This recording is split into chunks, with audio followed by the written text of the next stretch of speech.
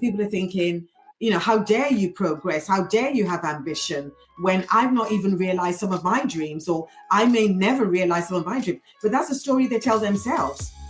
Hello and welcome to this week's episode of The Conversation with your host, Nadine Matheson. As always, I hope that you're well and I hope that you've had a good week.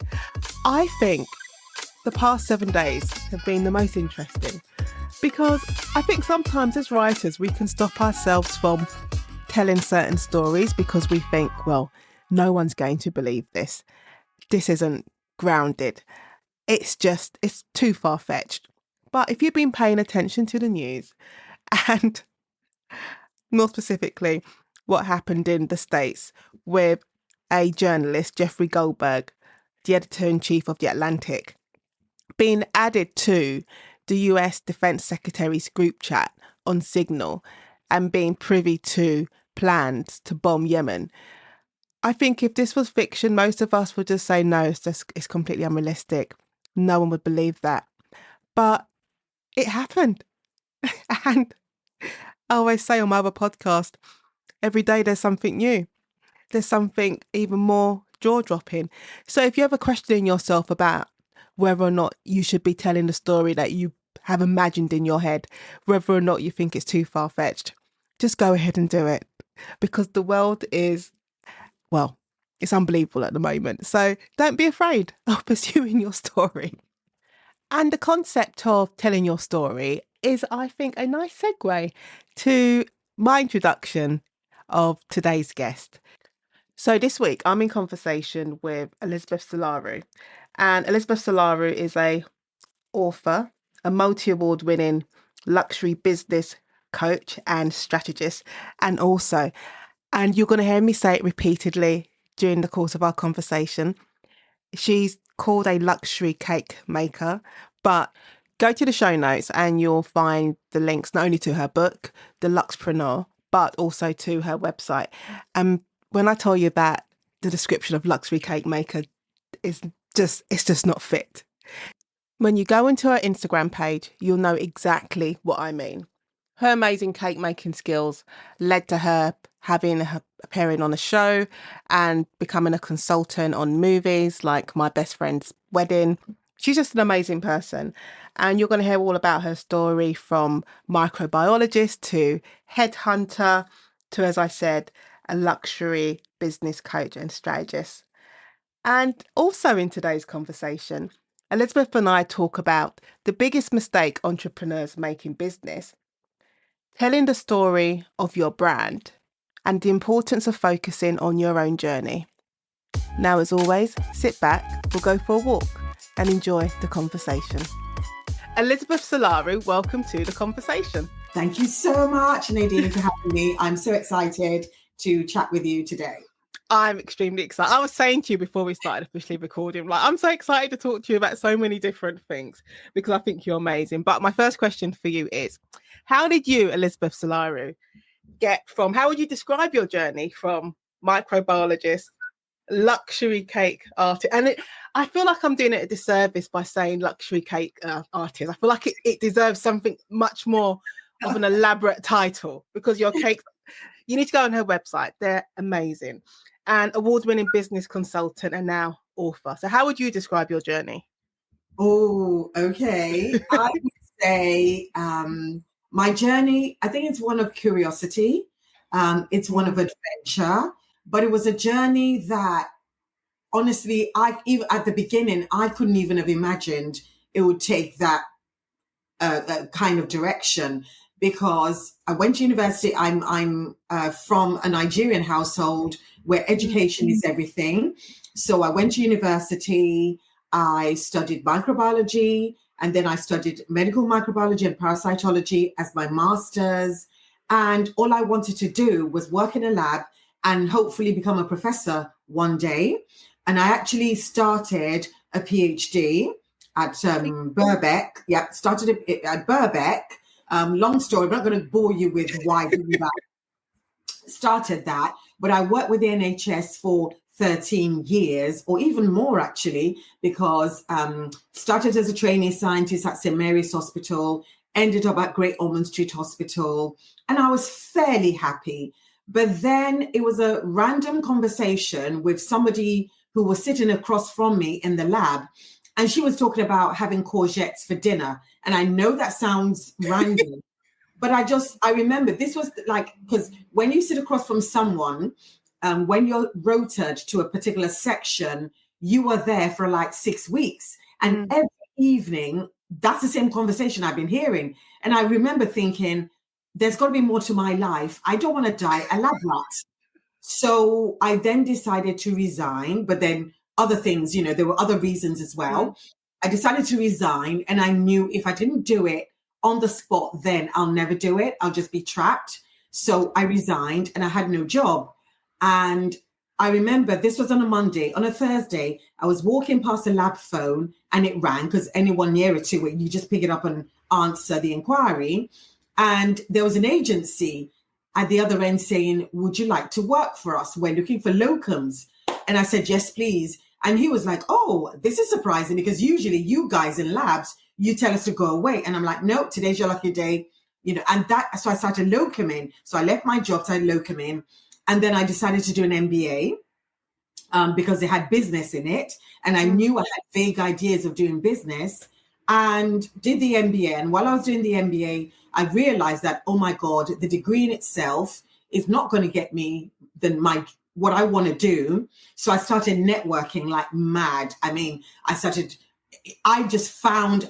all these incredible events. I started going, and then I networked myself into a headhunting job. And the second half of my career really took off. I was recruiting chief executives and finance directors, having never run a lemonade stand. These were people with multi-million pound budgets. But then I realized I had a knack for it. I had a knack for reading people.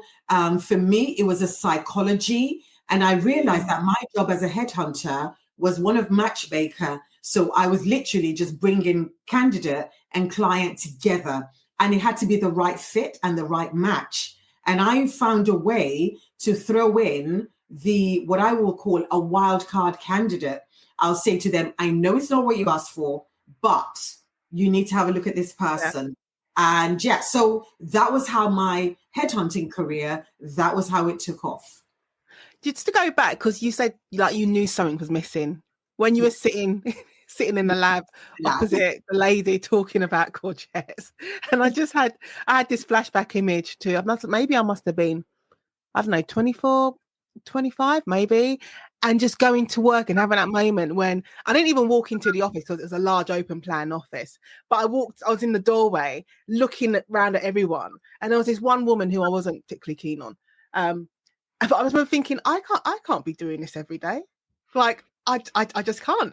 This cannot be my life. Yeah, like, and I always think it, like, a lot of people have those moments. They walk into work, they walk into wherever, and they think, no, this can't be my life. There has to be something more. So, what was it that you thought was missing? Could you name it? I just think I think for me, I thought there was a lot more I could do with my life. I think there was a lot more. I didn't have the words to describe it, but I felt I had a lot of untapped potential. Because one of the things that had happened, and it's funny because I never really thought of, again, another memory has been jogged. I got that, I talked about the PhD. I got it, Birkbeck. Everybody was keen, but my place of work wouldn't give me the lab space. My manager refused to approve of me having lab space. Really? Yeah, she just refused. I mean, there was a lot going on. And then what happened was there was a lot that went on, a lot. I mean, if people know what the workplace was like in the 90s, 80s, 90s, early 2000s, it was a completely different space. And she then resigned and went to a better job. Like she got a really, really better job. And I thought to myself, so this is how people can destroy somebody's life and move on as if nothing happened. Nothing's happened. Yeah. And I'm like, and I just knew I didn't want to be stuck, because if she can move on and nothing happened to her. And then I remember when I resigned, the new manager was like, oh, stay, we'll promote you. And I said, when? when, what is the plan? Show me. What is the agreement? And she was like, well, when a position arises, I'm like, that could be for like 10 years because nobody ever moves. Nobody ever leaves. So sorry, I'm leaving. And everybody was curious. So where you going? Do you have a place? I refused to say because nobody knew I did not have a place. I didn't have anywhere else to go, but I just knew at that point, if I didn't leave, I would never, ever, ever leave. And I do understand why people have to stay if you've got family commitment. I mean, I was single. So if you have family commitments, if you have children, if you have dependents, sometimes you just have to stay and bear it until you get something better. But I promise you, if you feel you've got so much potential, so much untapped potential, even if you don't know what you want to do, you do deserve to explore. You owe yourself to just go out there and explore. And because, and I'm now thankful, I look back and I'm thinking, if they promoted me and treated me well, I would have stayed there for life. Yeah. And I would have been happy, but I wouldn't have realized other things that I could do with my life. So I can look back and say thank you for not promoting me. I think the problem is that we will stay where we're comfortable and where you have that security. So, you've got the security of getting paid every month.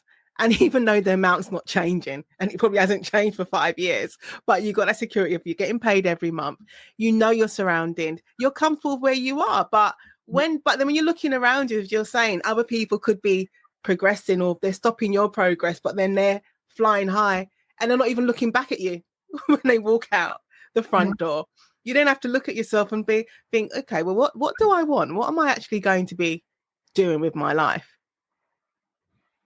Absolutely. And I think that when it comes to, because that's the thing, I think we have a school system that trains us on, passing your exams and whatever you're good at, go ahead, forge a career in that if you are lucky.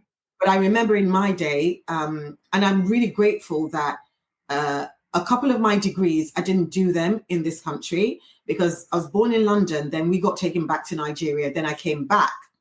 And I'm so grateful because I had colleagues who were told, oh, you can't do X, you can only do Y.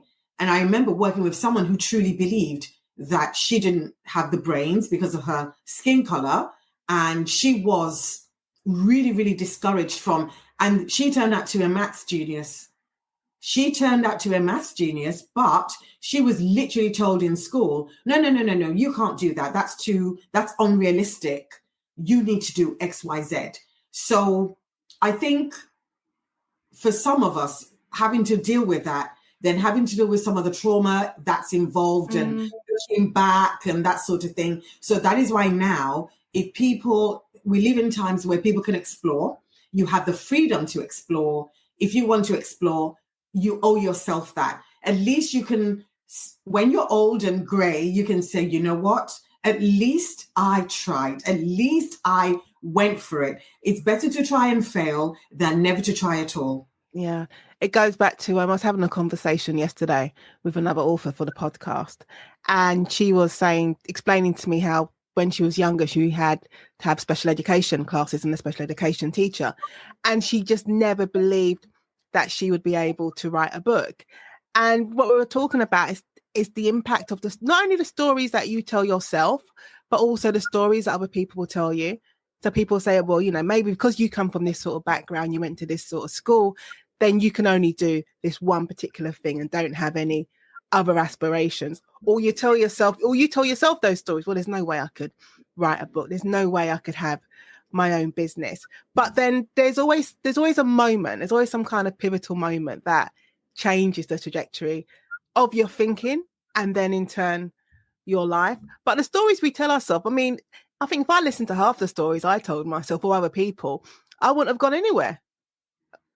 Exactly. And we need to examine where those stories come from. So before we even are fully conscious and telling ourselves story when we're babies, when we're little, obviously the environment, the family you come from, what you're exposed to, what you see around you, And then little by little, around the age of 6, when you go to school, there are other stories as well that you get told by teachers, educators, your classmates, people around you. So it's an end. It's never ever ending. And at some point, when we then become conscious, we're thinking we can either accept those stories or we reject them, or we can actually create new stories.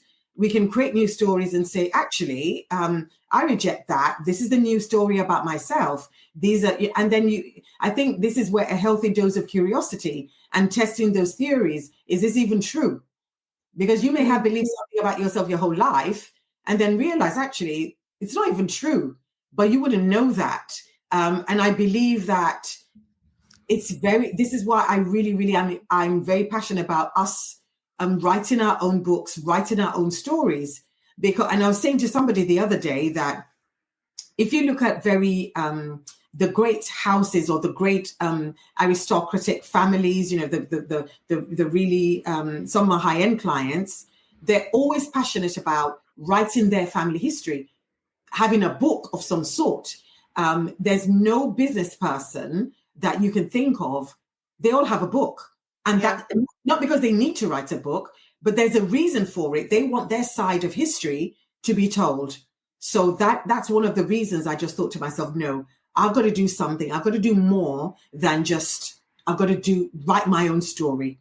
Yeah, it's all about jogging memories today. I had a memory of being younger and a family member. They're talking again about the stories that you tell yourself or other people tell you. And I remember this family member told my mother that to encourage us to go to university, it was too much. You shouldn't encourage us to go into university because it was because of where, we didn't go to private school. We lived in Southeast London, started out in a council estate, all of those things. And all of that was to say, if you're setting them up for failure if you're encouraging them to go to university because they haven't had the start which they thought you needed in order to progress. And thankfully, I have a mother who just completely ignores all that and say, you need to go as far as you can go, as far as you believe that you can go. But if you listen to these other people, I said, you would just stop yourself. You just wouldn't do anything. And also, a lot of people are talking about their private fears. They're projecting. I believe some people are projecting either their private fears or envy or whatever emotion it is, or hatred or whatever, or jealousy, because I suspect, the person probably looked at you guys and thought, oh, they might go really, really far. There's that fear sometimes when people, I don't know, I think some people talk about the crabs in the bucket syndrome, where if a crab's trying to climb out of the bucket, it gets pulled back by other crabs. Yeah. It's an American thing. So, and there's that as well, because people are thinking, how dare you progress? How dare you have ambition when I've not even realized some of my dreams, or I may never realize some of my dreams. But that's a story they tell themselves, because I don't believe that your dreams have any time limit, unless, of course, there's a physical impossibility to doing it. So if I say I want to be 100 meters, well, that's never going to happen. I can tell you that, unless I'm 100 meters world champion for maybe the over 80s or under 80s. So again, so it's about how we feel about ourselves, and that's what we're going to project onto other people. Yeah, because again, talking yesterday to another author, it was also this whole thing she had of, I'm going to be too old to write a book, and she was in her 40s. I'm like, what? No. I said, no. you are never too old. 40 is an amazing time period to be in, but you are never too old to start anything.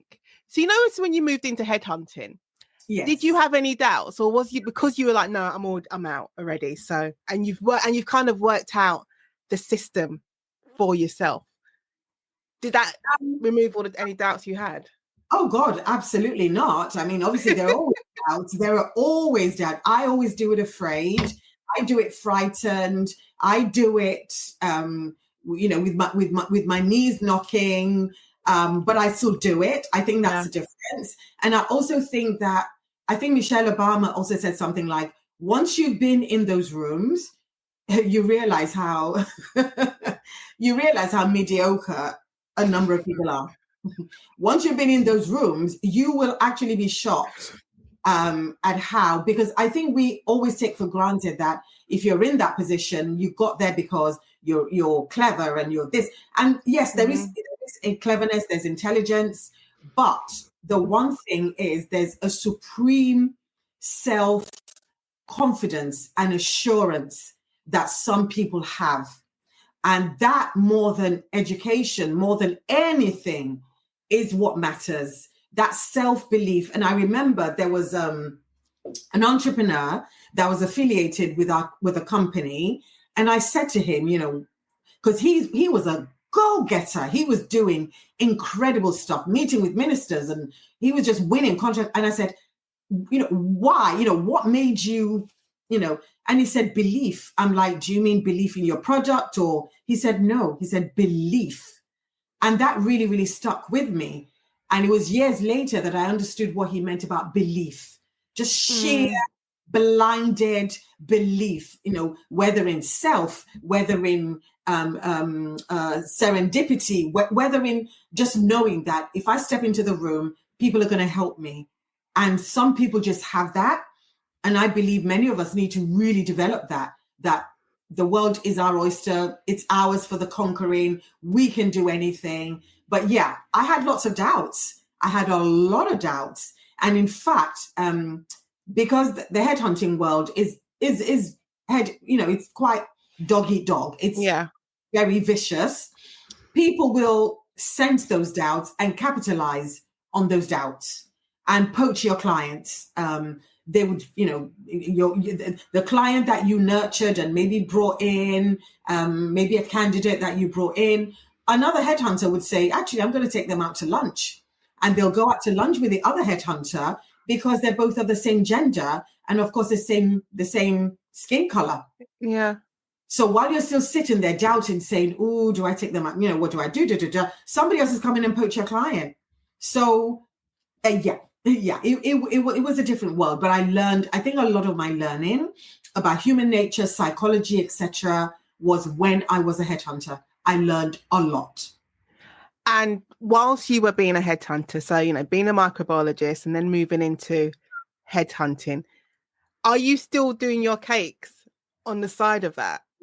Because this is the amazing thing about Elizabeth, right? When you start doing when you go online and you go on Instagram and you click on Elizabeth's name and you see these amazing celebration luxury, I can't even describe them. My words cannot do it justice, right? So you've got this strong academic side and you move into the headhunting business, but you've also got this strong creative side which comes through your baking. How aware of that were you? And also, how did you keep hold of it? Because when your focus is just education, it can be easy to let that just slide. Okay. So I'll just take you back slightly. When I was about 11, 12, a friend of mine gave me a cookbook. And in that cookbook was a recipe for Victoria sponge. And I baked it. It worked. And I got hooked on baking. But obviously, I did that for maybe like 3-4 years, but then education, etc. When I became a headhunter was when I resuscitated the baking, but it was a side hustle. So nobody in the office knew. I had a website. I would save up my money. I would go to cake camp in America to learn. Hold on. Cake camp. Cake camp. Yeah, cake camp. Is there a cake camp? There's a cake camp in America. There are cake camps. Okay, carry on. All you do is learn about different methods of cake decorating, of baking. We had cake heroes that would come. There was a lady, her name was Colette Peters. She was a designer for Tiffany's, the jewelry company. And then her boss discovered that she could bake. So she did some cakes for the display windows of Tiffany's. And from there, she was discovered by Martha Stewart. And then her career just went boom. And she wrote a book. And I then wrote to her saying, I would love to learn from you. I ordered her book. It took 6 weeks to arrive at Foyles in London, because in those days we didn't have internet shopping. So I remember going down to Foyles, collecting my book. And I used to sleep with that book for, I'd say, for a good 2 years. That was my Your Bible. My Bible. And so I was able to learn from Colette.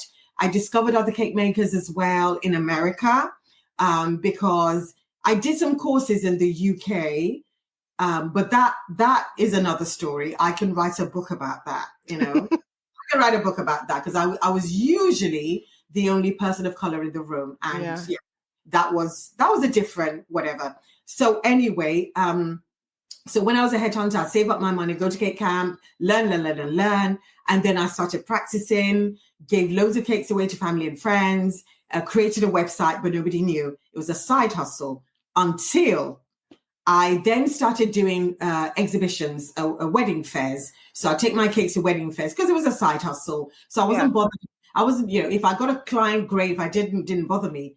And it was at that wedding show, one particular wedding show, that a TV producer spotted my cakes. And he then got me on wedding TV. And then he created a show, which I believe was the first one before Bake Off. So he created a show where he invited wedding cake makers to come and compete, the similar format to Bake Off. And I was unknown. I said to him, I'm not a professional. I've got my proper job. So, and I gave him a list of bakers. You did? Yeah. I said, look, this is a list of bakers. Go and talk to them. I'm not professional. And he insisted. He said, his name was Simon Whittington. He said, no. I want a mixed ability group. I want you to be part of this cohort. And I said, fine. And I remember going the morning of, because we got given a brief. You create the cakes, 3 different categories. I created my cakes, etc. And to everyone's surprise and horror, even, I won 3 out of 3 times in all my categories. And that was that literally, in the cake world anyway, that was my claim to fame. It was, the program was on wedding TV in those days, because YouTube was literally in its infancy. Because we're talking like early noughties, aren't we? Early 2000s. No, or mid. Mid. Yeah, round about mid. I mean, YouTube probably had about 2 million, if that, 2 million users. And so wedding TV wedding TV was a big deal, because there wasn't any other dedicated wedding television program. So that was how, boom, everyone knew, oh my God, who is she, etc., etc. And I used to get thousands, and at least 100,000 visits to my website in those days, which was huge. So that was how I realized the power of the internet, because I didn't even realize the power of TV or exposure. For me, it was like, oh my God, this is the power of the internet. And so that was how things started happening. And then 2008, the recession happened, lost my job, and I decided, okay, this is it. If I don't do it now, I'll never do it. And that's when I started my my cake company, proper. But I'd been doing it as a side hustle for a few years. So I'm sitting here like my hand underneath my chin and just like I'm doing the thing I would never do in court, which is like have an expression. Normally I can be very, very poker face. But I just think it's amazing how Simon, this producer, approaches you at this wedding show. You're at your store, your cake store, and he says he wants you, but you're giving him a list of other people. Fear and doubt. Remember, we spoke about it earlier on. Yeah. Fear and doubt. But I can probably think there's so many times, I'm not talking about myself, just people in general who may be approached to, I don't know, take on a project or, I don't know, make a cake. Just so many different things. And they say no, like, oh, no, like, why are you looking at me? You need to be looking over there. And they talk themselves out of opportunities. Yeah. I'm just sitting there like, I can't believe you get that's work, it's not easy to sit there and come up with a list of other people. That's work. But then again, I think, to be honest, he kind of understood and he appreciated what I did.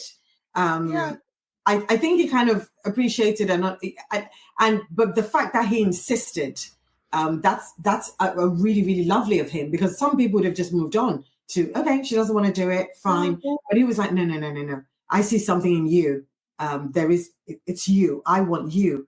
And I wish that many more people were like that, or sometimes if you have a boss who's like that, you better treasure that boss who's, 'cause sometimes they give you a stretch project at work and you're thinking, no. But no, if the boss is giving it to you, it's a stretch project. It's better for you to do it and fail and then learn a number of lessons than pass it up.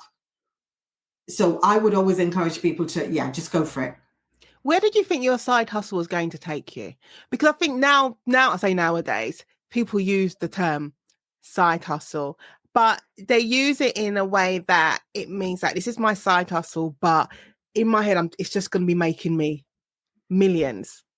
I mean, I think that's kind of the mindset of people now when they think about side hustles. But what was your mindset back then when you said it was my side? Did you recognize it as a side hustle? Oh, this is just a hobby that will give me maybe a little bit of extra income?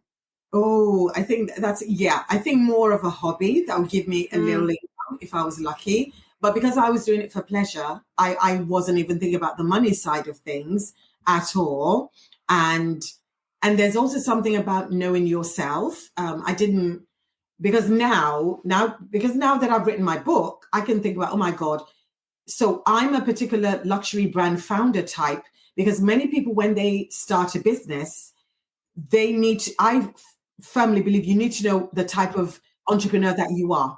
Yeah. Because if you know your type, you would look at your business as a hobby if you're a certain type, because my type is artisan and visionary. So as an artisan, I'm all about how I would create the best product. Yeah. As a visionary, I'm always thinking of the future. And that's good and bad. It's good because as an artisan, attention to detail, etc., important. And as a visionary, always thinking about the future. But it's bad because as an artisan, I'm not thinking about costings. I'm thinking about I'm thinking about using the best of the best. I'm not thinking about pricing. I'm not thinking about positioning in the market. I'm not thinking about differentiation. I'm not thinking about what kind of client. I have an idea of the kind of client, but I've not looked deeply into the kind of client I need to be selling to. Yours is just about the product. And it's about the product. As a visionary actually makes it worse, because as visionary, I'm not grounded in the present. So I do not know if there's going to be if there's going to be a tax increase, or if there's a business rate. So if you know yourself, you then know, okay, the type of people I need around me for my business to succeed, I should have, right from the beginning, I should have got a business manager, which is completely different to an accountant. I should have got a really incredible, amazing marketing person. I should have got someone who is about the personal branding. But these are things you do not know at the time. No.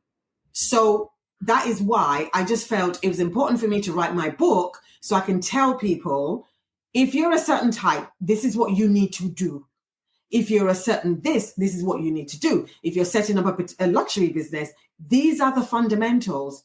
Because when I looked around and I was reading these books on business and on luxury business, they're all written by either professors of luxury or luxury experts, or people who have worked in the big brands. They were not written by people who have founded a luxury brand from scratch. Yeah. So they're not written by people who've had no money, a secondhand mixer and 40 quid in the bank. They're not written by people like that. So I thought, I'm going to write that. And more importantly, nobody's really written about the different types of luxury clients. Because yes, they have money, but they're not all the same. And nobody's ever written about the different types of luxury brands. So for you to even start a luxury business, you need to know, okay, which type of brand do I want to start? Is it aspirational or is it ultra luxury? Because there's like at least 5-6 different types of luxury brands. And there are 8 different types of luxury clients. So with my scientific head on, I decided to break everything down and make it easy reading so that people can read, understand, and implement. So for me, that's what's driving everything that I do. Yeah. you know, like, because like you're talking about archetypes and you're saying about being a visionary and being artistic, and you know, starting off with 40 quid in the bank and your secondhand mixer. And I firmly believe this. I strongly believe that a lot of people stop themselves from doing things, or they delay it and delay it because they feel like they need to have a certain amount of money in the bank before they can jack in the job and go and do what they really want to do, or they need to have the right computer or have the right KitchenAid 600 quid mixer. They need to have all of these things set in place before they can go on and start their endeavors. And I remember saying to my brother, the one after my brother Gavin after me, because he does video production, so he works for like the video games companies for like Nintendo and Sony, and he builds the trailers. And I remember saying to him when he was working, so when he was employed for Electronic Arts, I said, you need to do your main business, so you know, your job that pays the bill, and then have your side hustle, you know, doing it yourself independently. I think you need to have these two things kind of running together like train tracks. And then there will come a point where your side hustle, it basically it steams ahead, and that falls, and then you then have to decide, okay, my side hustles make me more money than the main job, and then you're able to put that to the side. But I said, if you just wait and keep waiting to accumulate all these things, you'll never do the thing that you really, really want to do. And I think a lot of people stop themselves because they're just waiting to have everything perfect. Oh, absolutely. I agree. But having said that, if people have, and I'll reiterate, if you've got a family, if you've got kids to feed, so I can understand the delay. But on the other hand, I think two things force people to take action: trauma and desperation. With my case, it was losing my job and thinking to myself, okay, milestone birthday, if I don't do it now, I'll never do it. So that kind of contributed. So losing my job and saying, you know what, I really want to give this a go properly.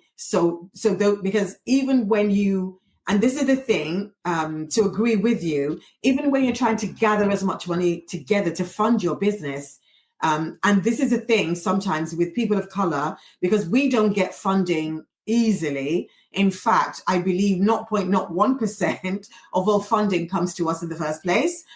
So because we don't get funding easily, we're used to funding things ourselves. Yeah. Whereas the mentality of another demographic is other people's money, OPM. Let me find people who can fund this. It's a great idea. Let me take it to them. Let me see. And I remember reading the founders of Innocent Drinks. When they started, they tried to get funding, and they then asked all their friends. They said, they just sent a blast email saying, do you know anyone who's rich? People of color, we wouldn't do that. We would not send out, you know, because we thought, oh my God, what would people say? But they said, you know what, these boys, they just said, do you know anyone who's rich? And somebody said, yes, actually, we know a couple of people. And one of them ended up funding the initial stages of their business.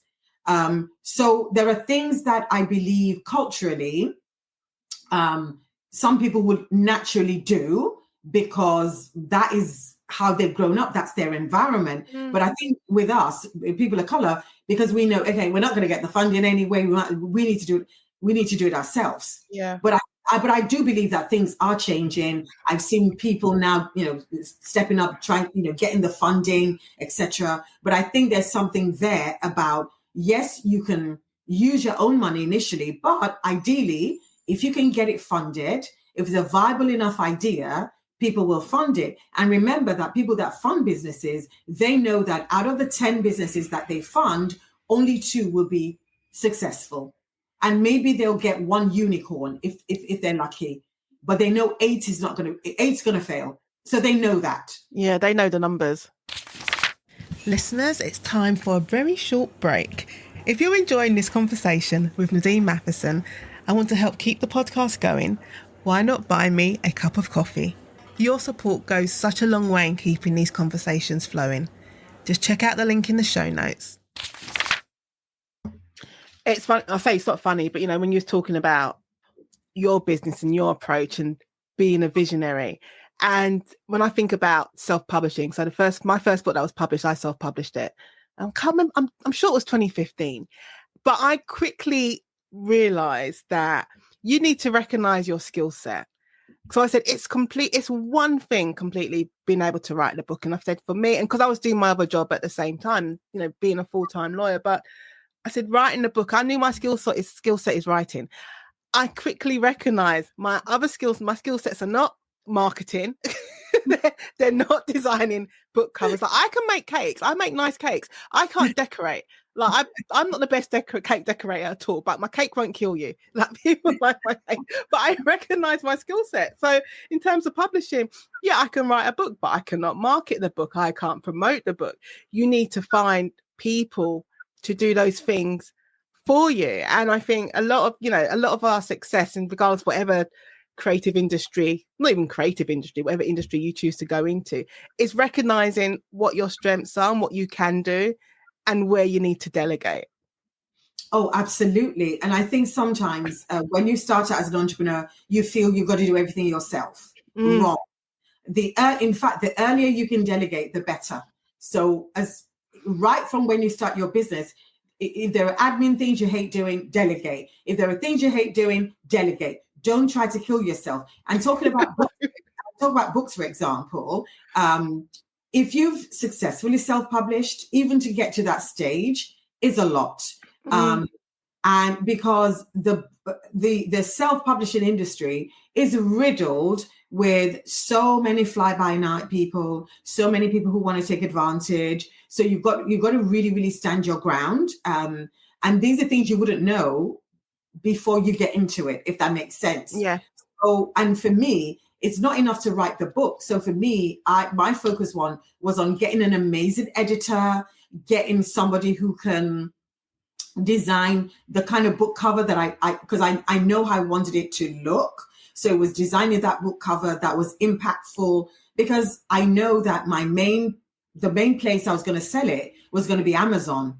And when I wrote my first book, I remember I gathered together all the books in a similar genre and I laid them on the floor, and I then tested a few colors against them, because the Amazon square is so important. Your book needs to pop. If it does, so it was all about psychology, honestly, that buyer psychology, branding. Then you then get the marketing side of things. So it's you learn, and like you said, you develop. Even if you don't have the skill sets at the beginning, you develop it at the end of the process. If you survive it. So let's talk about, because your book, the LUXPreneur, and it's about building a successful luxury business, which you do have with Elizabeth Cakes Emporium. And I keep saying that, I can't reiterate it enough.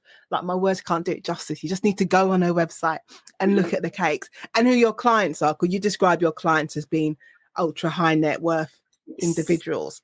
So we are dealing with royalty and aristocrats, people. And I know there's a big difference between, I think, what most people consider to be wealth when you're looking at the brand.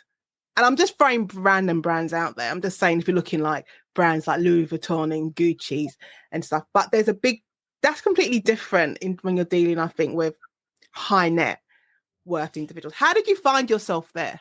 And then I have other questions for you about this. Okay, that's a phenomenal question. So I did two things. This was really back in the day, and I believe it still works, but people now rely on social media. So the first thing I did was, I remember one of my delivery drivers was talking about leafletting. And I said, "Oh, do you leaflet really nice areas?" He said, "Yes, we do." So I created these incredible looking cards of my cake designs, and I gave them to him to leaflet. And that cost me roughly maybe 20 quid a week. So he would go to like really, really nice areas and he would leaflet. And I would get at least 3 inquiries after every leafleting. So it was literally so simple. People call it direct marketing nowadays, but it was really simple. So I did that. And the second thing I did was I took the Yellow Pages. It was a massive phone book in those days. The Yellow Pages could kill somebody. It was so big. So I remember the section for event planning was really thick. And I called every event planner in the Yellow Pages. And when I made call 120, because the one thing we were trained to do as headhunters was make cold calls. So, and it was about getting the no's. It wasn't even about getting the yeses. It was about getting the no's. The quicker you got your no's, the quicker you get your yes, because we were always trying to get meetings with chief executives who were looking to recruit. So I made those cold calls to event planners. I got lots of rude people telling me to go away. But one afternoon, I got a young voice at the other end saying, yes, we are looking for a cake maker. And do you make cupcakes? And I said, yes, we do make cupcakes. And I said to her, because I've been trained to say this, I'm going to be in your area in the next 3 days, and I will bring you some samples. Hold on, right. First thing, there's 2 questions. When you say we do make cupcakes, is it just you? Or was there a team? It's just me. I was using the royal we. It was just me. And secondly, you were not even going to be in the area, but you just said you're going to be in the area. Because I looked at the address anyway, because in the yellow pages, the address is listed. Yeah, they were. It was West London. And I thought, why not? Why not? At least it's a yes. And it's an opportunity. And I take seriously, because oh my God, one thing I've learned about life, the opportunity you look down on the most could be the one that gives you your biggest breakthrough. So I just said, yes, I wasn't going to be there. And the 3 days was so I can have enough time to get boxes, enough time to gather materials and do my designs, etc. So I then dropped the cakes off 3 days later. And I remember thinking, you're not going to hang around and chat. You are going to say delivery from Elizabeth's Cake Emporium. You're going to act like the courier and you don't know if they like your face, your race, or your grace. So drop the cakes. And I remember talking to myself like that. So I did that, dropped off the cakes, and I legged it. And I was on the bus on the way back home when I got a call saying, Lady Elizabeth would like to see you. And I'm like, who's Lady Elizabeth? And it turned out that it was Lady Elizabeth Anson, like a first cousin to the late Queen Elizabeth.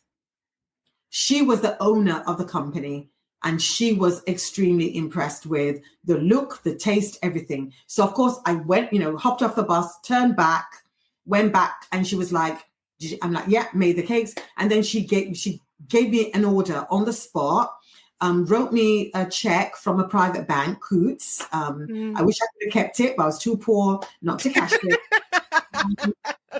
And of course, I made the classic mistake. I undercharged. I didn't charge for delivery. All the rookie mistakes, I made those mistakes. You learn, don't you? You learn. Exactly, what you learn. So, and that was how. Now, the story would have been amazing if it ended there. But after the party, once I delivered and, the party weeks later, she then wrote me a handwritten note saying, your cakes were the best tasting of the night. They were the best looking of the night. I didn't realize they used 3 cake makers. I didn't realize because I only did the cupcakes.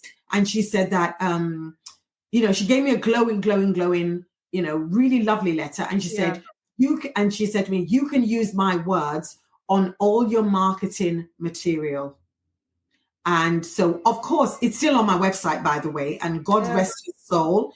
She's passed over now.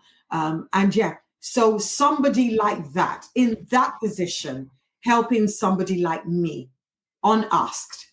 So that is why I always try to pay it forward wherever I can, because it was the most unexpected help.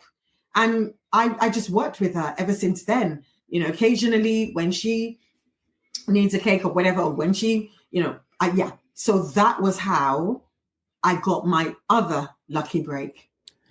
It just goes to show the importance, because my first boss I had as a newly qualified solicitor, one of the first things he told me, I don't know whether I was going to court or going to do a prison visit, I was going to do something. And he said to me, Nadine, always act as if. So don't walk in there acting like the newly qualified solicitor who's just, just like your second day walking into court. Act as if, whatever story you need to tell yourself, act as if you are seasoned, you've been doing it for donkey years, you know what you're doing, you're the best thing that ever walked into the room. And you have to tell yourself a different story. So, we will deliver, not I, Elizabeth, will deliver. Acting as if you are this multi-staffed company when you're jumping back on the bus. I think it's amazing. Elizabeth, I feel like all of your tips, all of your advice in your book, I feel like you can apply it to any other industry, any other creative industry. That's what I honestly feel. So what I'm asking 2 questions. What do you feel is the most common mistake that people make when they're building their business? Because instantly when I was thinking of these questions, I was thinking, I feel like people make the mistake, they're so focused on the end product and getting enough likes and comments and followers. They're so focused on that bit that they don't pay as much attention to the actual building of their business. Yeah. I mean, that's my personal view. But I said, what do you think is the most common mistake?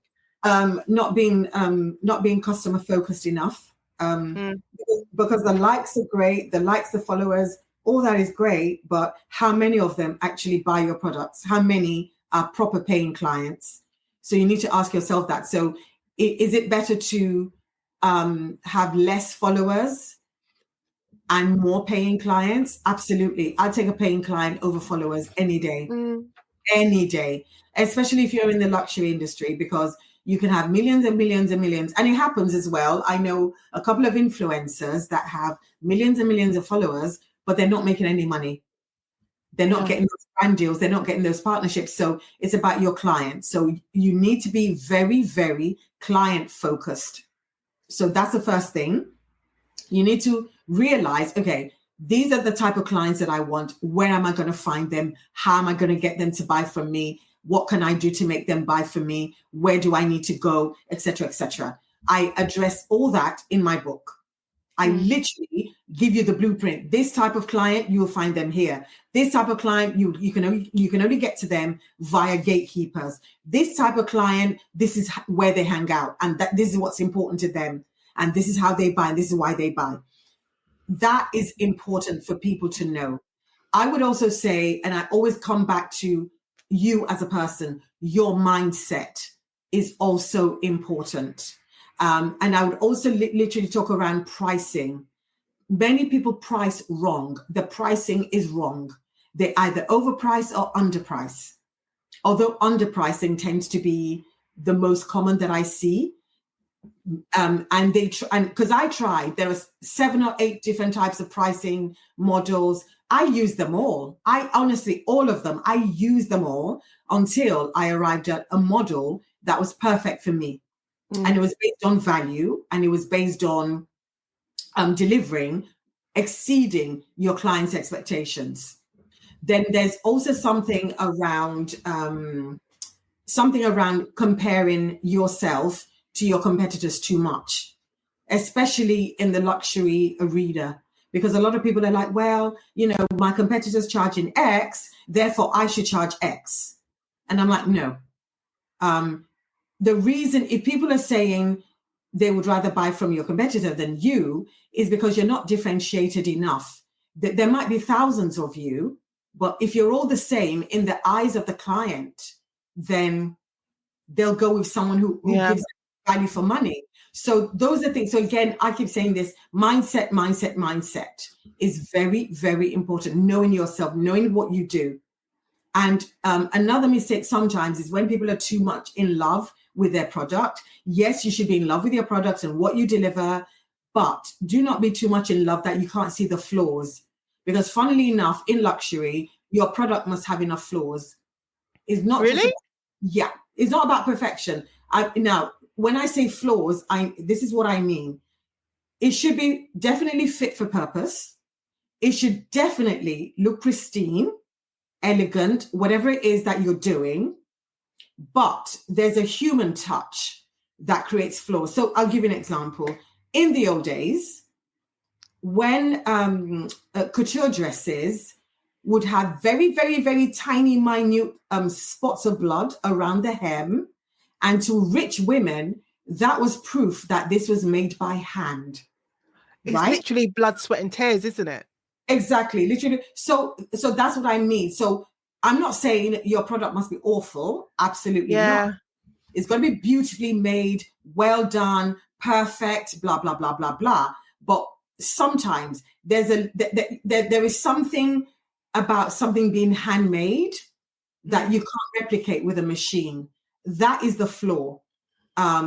the Japanese art of kintsugi, for example, where if crockery breaks, they don't throw it away. It's patched up, but it's then lined with gold. Yeah. So that creates a beauty. So that's the kind of floor that I mean. So because luxury is slightly different. So it's got to be fit for purpose. And also there's something around storytelling. A lot of people still don't tell the story of their brand or product beautifully. You've got to tell it in such a way that emotionally somebody is moved from, I can't afford this, to how can I afford this? What must I do to buy this? That's the emotion you want to create in people to buy from you. You know what I thought about, and it's not high-end luxury at all. It's just ice cream. But Ben and Jerry's, Exactly. but Ben and Jerry's have a story. There is a story behind the ice cream. Exactly. And people may not be able to remember the favorite, type of ice cream they like, but they might say, okay, I know it's got some cookie dough in it, but they may be able to tell you about the story.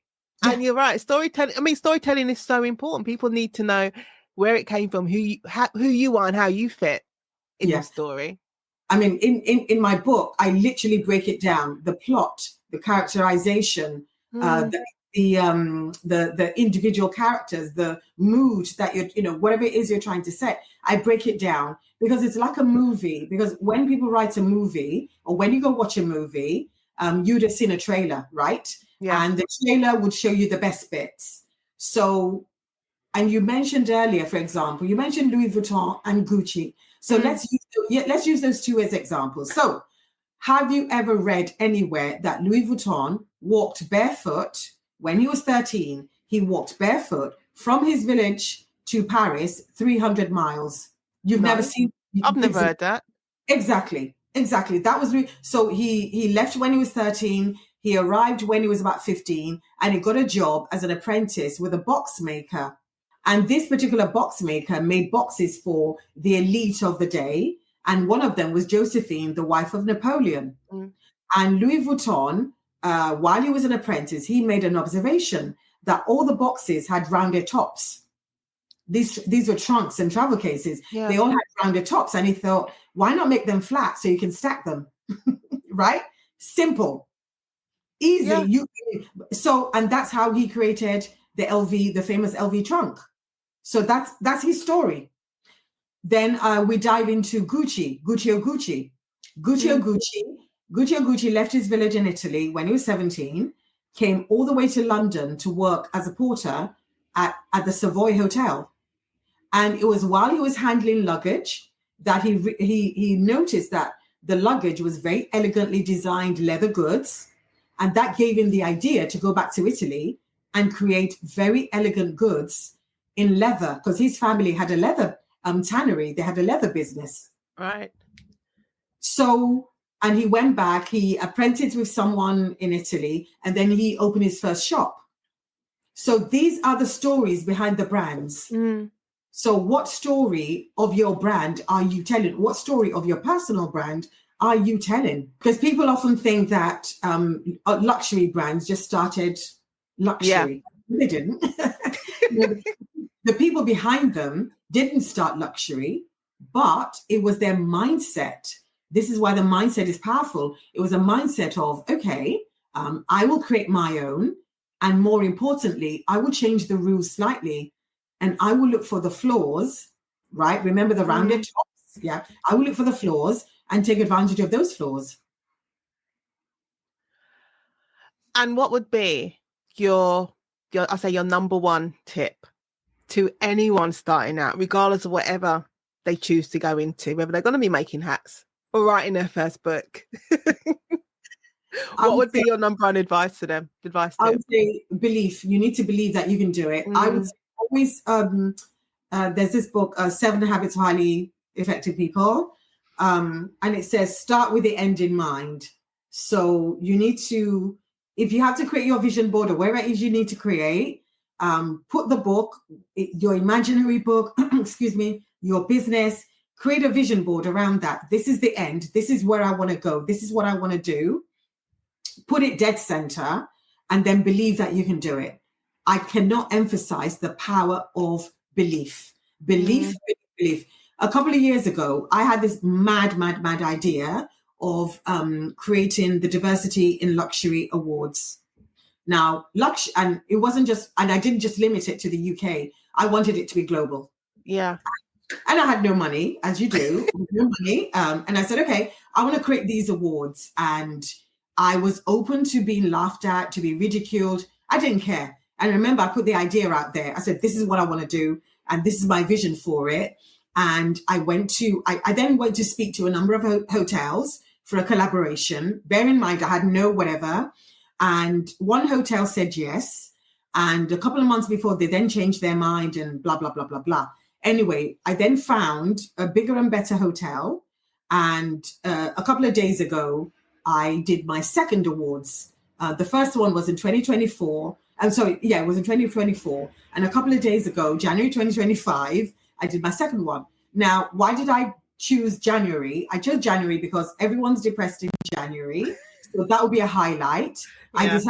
I decided to do it differently. It's not an evening awards, it's a lunchtime awards. So between 12 and 3, so you can still go to work, come to the awards and go back to work if you want to. And also lunchtime, people don't drink as much, so I don't have to provide as much drink. So I just decided to do things differently. And I did look at brands from all over the world. So it wasn't just the big brands. I had very small brands people had never heard of, because people wanted to know, people want to be educated. And I then approached a number of people to become judges. Nobody told me I was crazy. They all supported the vision. And that is my point. Literally, this is things I've done from scratch, because until you start, even if people make fun of you, even if you're ridiculed, you need to have that belief that this is what I want to do.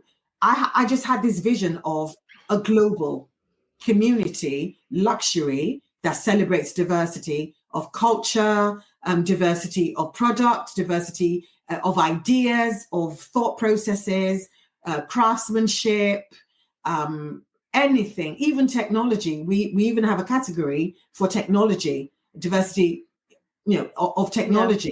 And we found examples. This is the crazy thing. It's all out there when you look outside your comfort zones and your circles, you'll find it.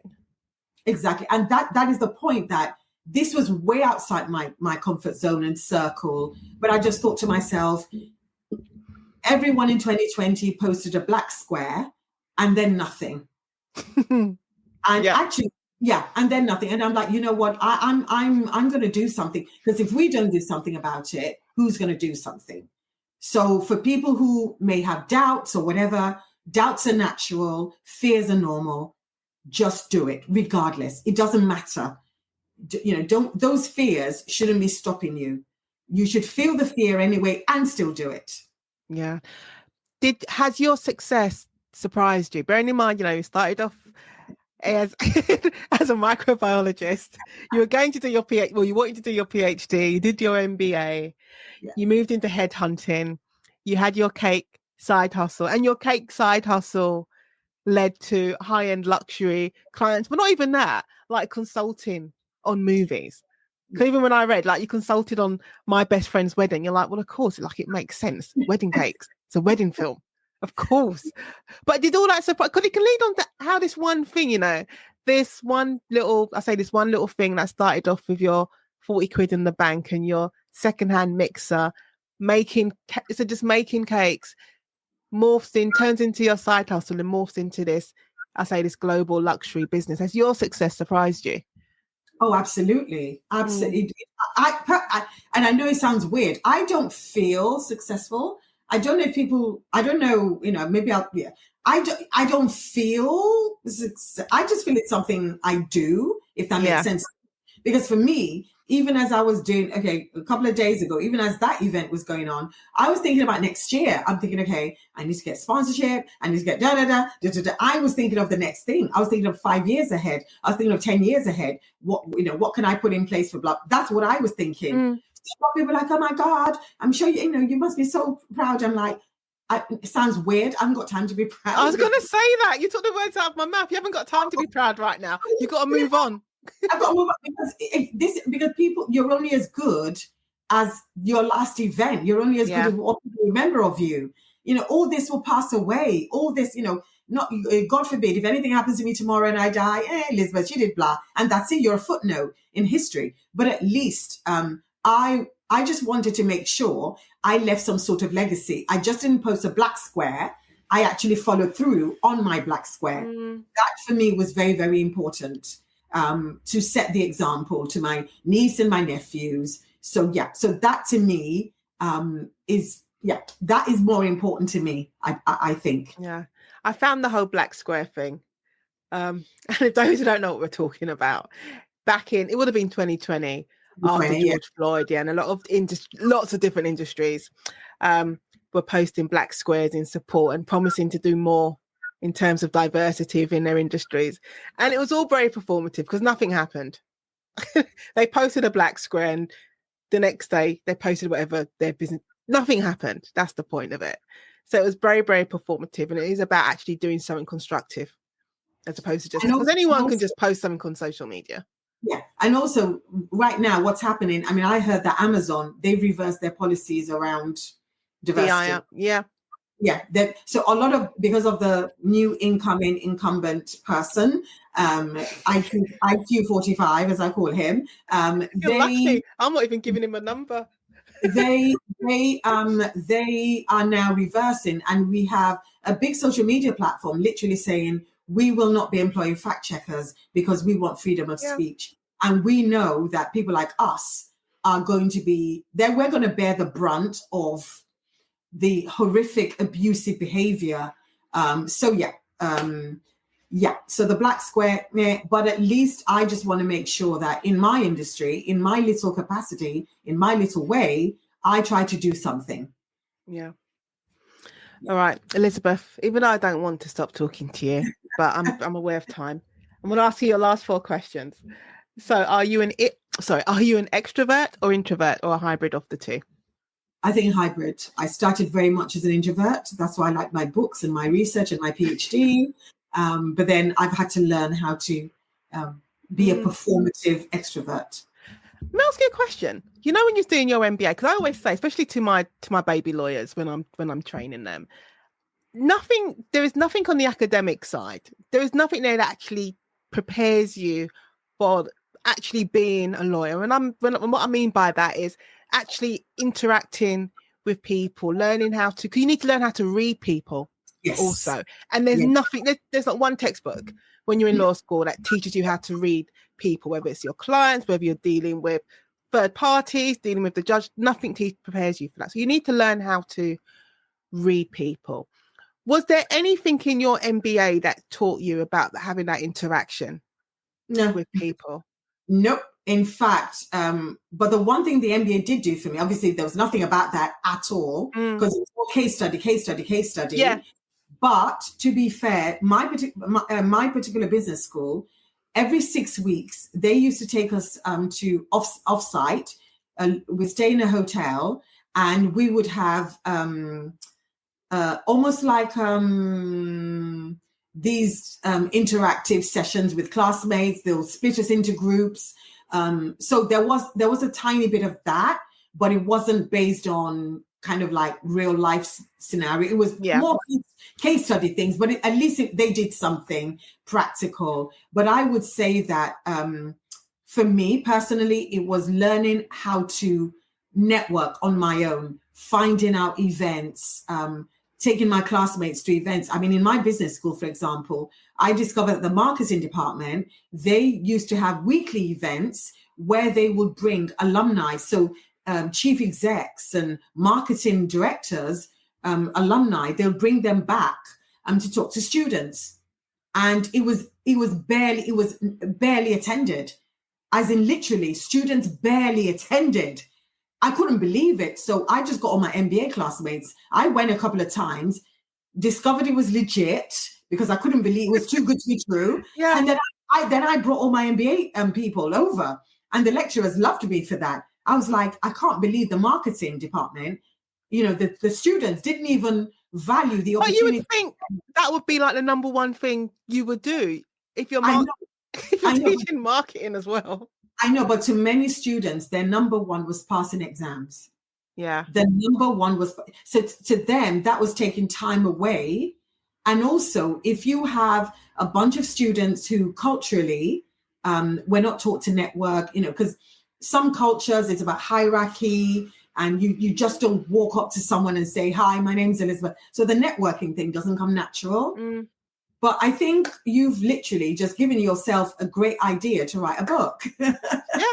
That book, you've literally described a book about, teaching lawyers how to read clients. Yeah, because they don't. And I always say to them, the 3 days you spend with me doing the course, you're going to I say not boasting myself, but no, I'm going to boast myself. You're going to learn a lot more about being what it means to actually be a lawyer, like the practical side of being a lawyer in these 3 days than you would have learned studying law, because the academic side, the theory doesn't prepare you.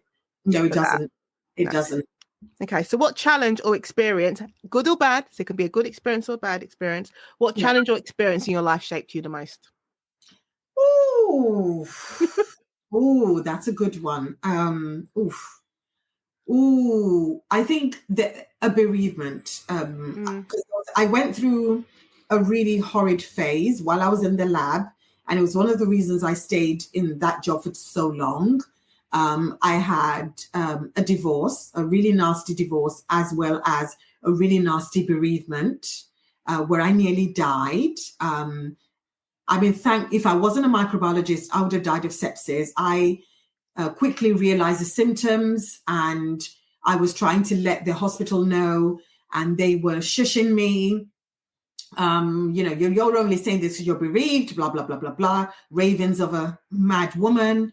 And I remember about 2:00 in the morning, because I know how the system works. Yeah. I then called the hospital where I worked. I called the hospital, and I woke up my colleague in the middle, and she's a bit pissed off. woke up my colleague to say, this is Elizabeth, I'm dying. If I die, this is why. Can you please wake up Dr. Holzel, who's our consultant, and let her know this is a situation. And of course, Dr. Holzel, she was amazing, very formidable woman. She then woke every consultant in that hospital up and said, if she dies, I will personally sue you, and I will bring you before the GMC. So luckily, they then took action, realized they'd given me the wrong antibiotic that was even supposed to be prescribed in the first place, realized that my CRP levels were sky high, and then I quickly got treatment. So if they'd left it a few more hours, I would have died. And I just thought to myself, is this how? So once I recovered from all that, when I realized that I can't stay, there's got to be more to my life than being a lab rat, because I could have died. Yeah. So that really shaped me. God. And if you could go back to when you were 25 years old and give yourself one piece of advice, what would it be?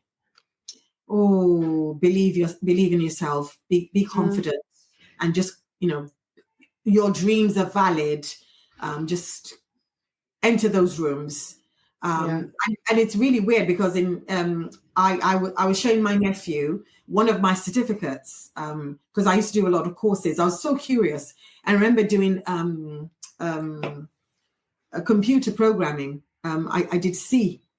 I did C. Yeah, I did C. So, and I was thinking, and I really remember wanting to get into that. Yeah. Really become a computer programmer. But when I went to the class, University of Westminster, when I went, I was the only girl in a class full of like 50 boys, and they all knew each other, and nobody spoke to me for weeks. So, but yeah, and I remember thinking, wow, I really wish I would have stuck with that. But yeah, 25, I would say, go out there, Elizabeth, explore, be curious, go into rooms, don't be scared. I'd have done more. I'd have done a lot more. It's fun. I was just thinking back to when you were saying, when you go into a lot of these rooms and you realize a lot of people around these tables, they're very mediocre.